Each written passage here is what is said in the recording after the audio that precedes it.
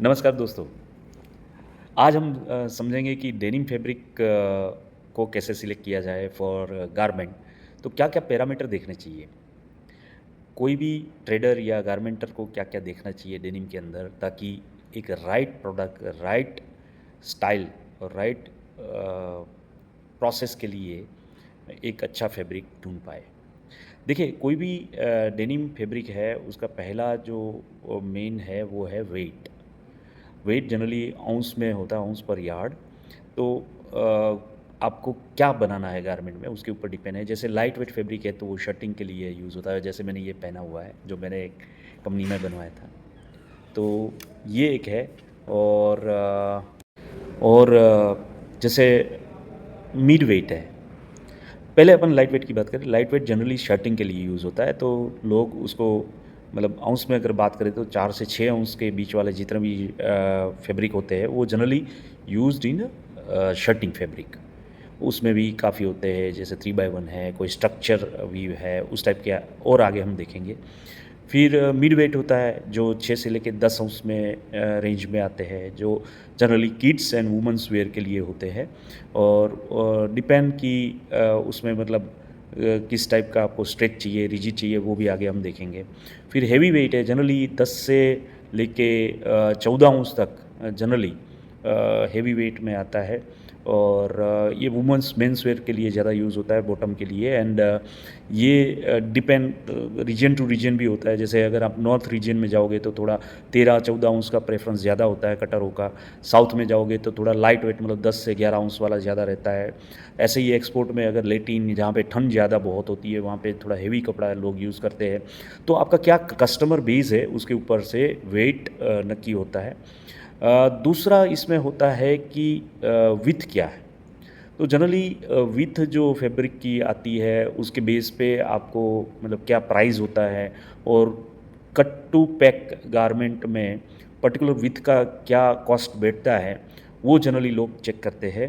तो जैसे 54 से लेके 80 इंच तक का विथ आजकल अवेलेबल है जिसमें स्ट्रेच है, रिजिड है, मतलब डिपेंड कि रिजिड में कितना आता है, रिजिड में कितना है, स्ट्रेच में कितना है, ये सब एक बार चेक करके विथ प्रीफ़र करते हैं। लोग ज़्यादातर वाइडर विथ ज़्यादा प्रीफ़र करते हैं क्योंकि थोड़ा कॉस्ट में रीज़नेबल पड़ता है। बट मेन जो पॉइंट है वो है cut to pack ratio at garment stage. दूसरा है श्रिंकेज। देखिए श्रिंकेज 2 टाइप की होती है, एक वार्प की श्रिंकेज होती है और एक वेब की श्रिंकेज होती है। जनरली डेनिम के अंदर लोग वेब की श्रिंकेज लिखते हैं और वार्प की एक स्टैंडर्ड होता है कि 0 से लेके 3% तक की वार्प श्रिंकेज स्टैंडर्ड होती है।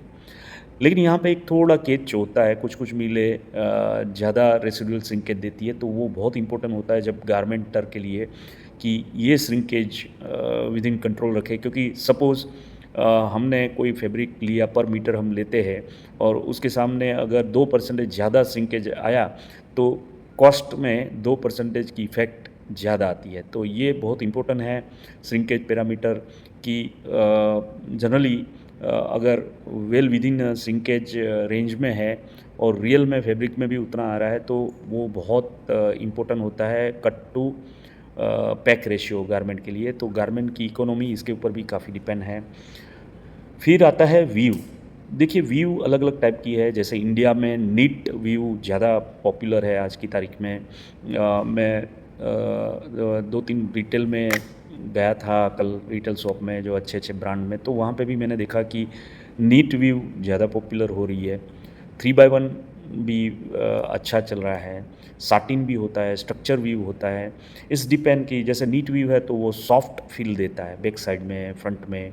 3 बाय 1 है तो वो ड्रेप का इम्पैक्ट देती है, ड्यूरेबिलिटी उसकी ज़्यादा होती है 3 बाय 1 की।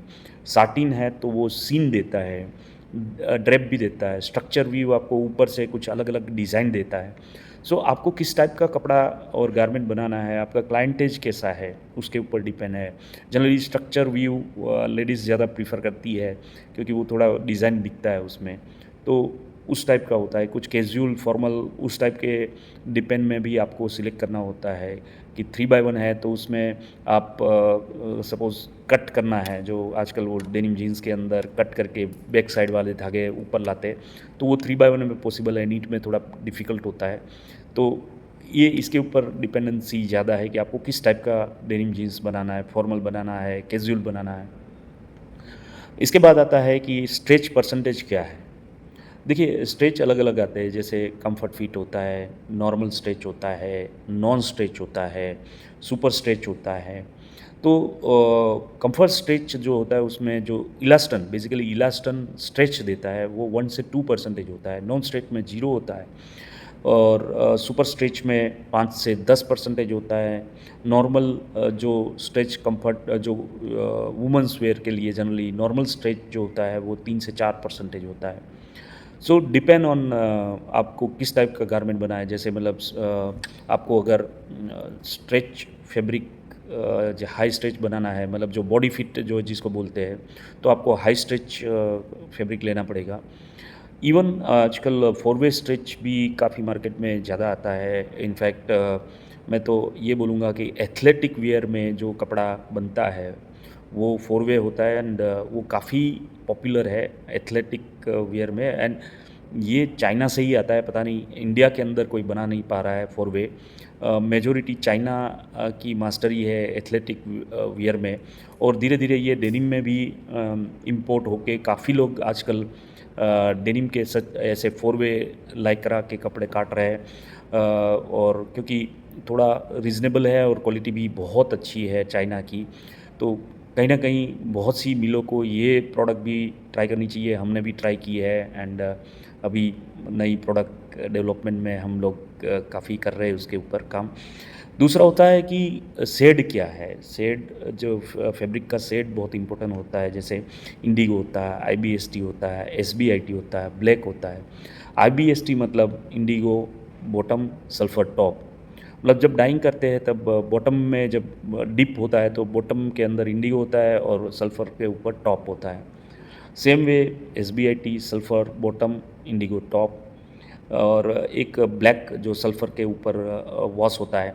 तो जो भी अगर आप फैब्रिक सिलेक्ट करते हो तो ये देखना चाहिए कि ये पर्टिकुलर सॉर्ट जो आपने सिलेक्ट किया है बाकी के पैरामीटर के हिसाब से, उसमें जो सेलर है, जो फैब्रिक सेलर है उसके पास कितने शेड है।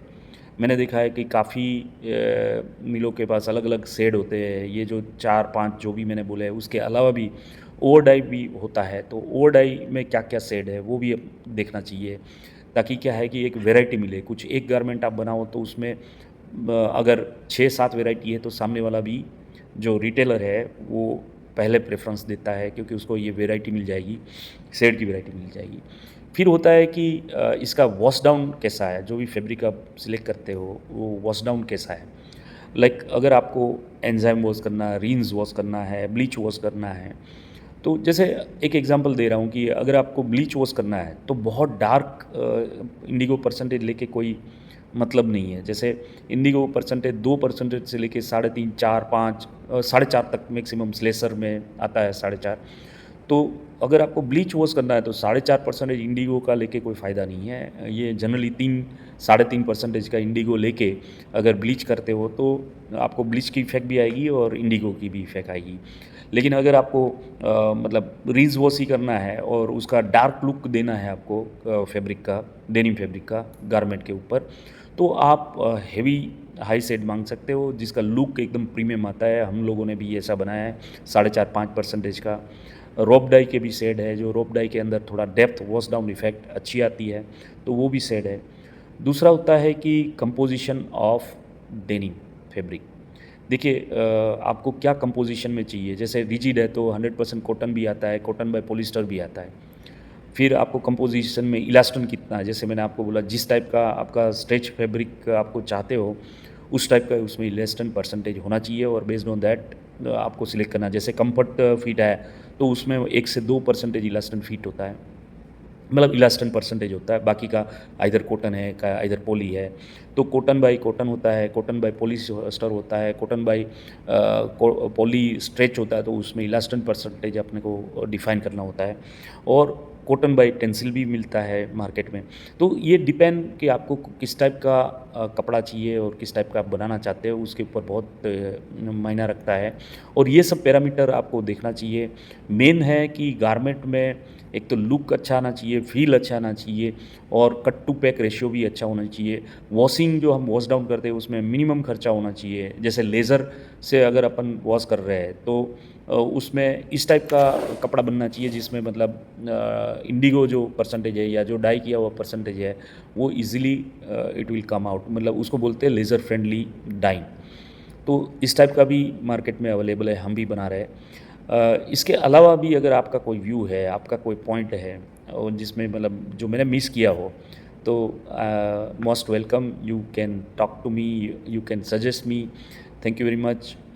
इस पैरामीटर को ध्यान में अगर आप रखें तो आपका गारमेंट भी अच्छा बनेगा और आप अच्छा कपड़ा सिलेक्ट कर पाएंगे। Thank you very much.